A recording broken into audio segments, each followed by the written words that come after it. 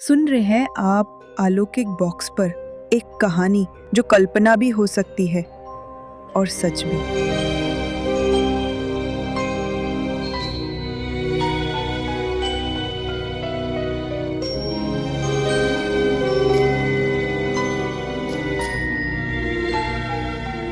नागाम का पुराना royal cinema hall अब वीरान पड़ा था। कभी इस शहर का गौरव रहा यह सिनेमा अब खंडरों जैसा दिखता था। लोगों ने आना बंद कर दिया था। वजह रहस्यमयी घटनाएं, आवाजें और एक अफवाह कि वहां किसी की आत्मा फंसी है। कई साल पहले इस सिनेमा में एक बड़ी फिल्म की शूटिंग हो रही थी। अभिनेता राघव चक्रवर्ती और निर्देशक अनिरुद्ध सेन के बीच टकराव आम बात थी, लेकिन एक दिन चीजें हद से आगे निकल गईं। एक इमोशनल सीन की शूटिंग के दौरान राघव अपने किरदार में इतना डूब गया कि गुस्से में आकर अनिरुद्ध का गला घोट दिया। सबने सोचा ये भी अभिनय का हिस्सा है, लेकिन अनिरुद्ध कभी नहीं उठा। मामला दबा दिया गया, फिल्म अधूरी रह गई। राघव की शोहरत धीरे धीरे बढ़ती गई, लेकिन वो कभी उस हादसे को नहीं भूला। वो जानता था कि जो हुआ वो सिर्फ एक्टिंग नहीं थी, वो एक हत्या थी। कई साल बाद राघव अब एक चर्चित अभिनेता था, लेकिन रॉयल सिनेमा का नाम सुनते ही आज भी उसके हाथ कांप जाते थे। उसकी गर्लफ्रेंड ईशा एक फिल्म फेस्टिवल के लिए नागांव आई थी और राघव को उस पुराने सिनेमा में एक विशेष स्क्रीनिंग के लिए बुलाया।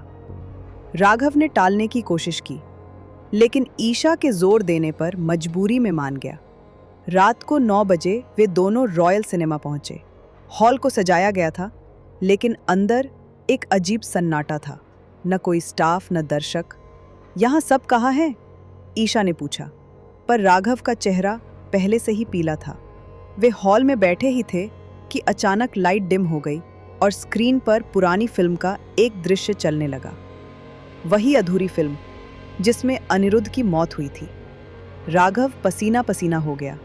स्क्रीन पर वो दृश्य दिखा जहां राघव अनिरुद्ध को गुस्से में धक्का देता है, पर स्क्रीन में कुछ अजीब था। कैमरा कभी बंद नहीं हुआ था, पूरा दृश्य रिकॉर्ड हुआ था। फिर स्क्रीन ब्लैक हो गई और उस पर लाल अक्षरों में उभरा, तुमने मुझसे मेरा सिनेमा छीना, अब मैं तुमसे तुम्हारा जीवन लूंगा। राघव उठा और बाहर भागने लगा, लेकिन दरवाजा बंद हो चुका था। ईशा चिल्लाई, राघव क्या हो रहा है? तभी पीछे से एक भयंकर चीख सुनाई दी और पुरानी प्रोजेक्शन रूम से एक परछाई निकली। अनिरुद्ध सेन। उसकी आंखें जल रही थी, चेहरा सड़ा हुआ और गले पर वही हाथों के निशान जो राघव ने छोड़े थे।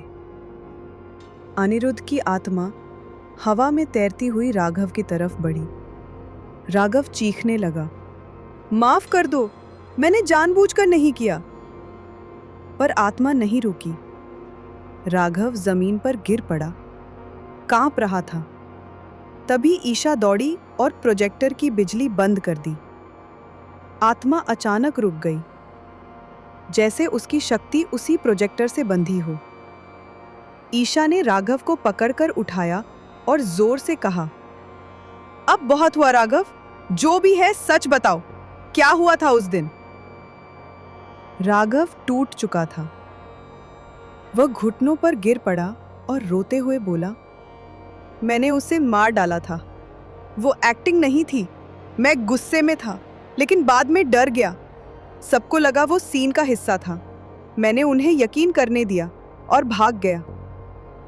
उसके आंसू फर्श पर गिरते ही सिनेमा हॉल की दीवारों से गूंजती एक कराह निकली और हवा शांत हो गई। अनिरुद्ध की आत्मा अब नहीं दिख रही थी। अगले दिन राघव ने पुलिस के सामने आत्मसमर्पण कर दिया और रॉयल सिनेमा हॉल फिर कभी नहीं खुला।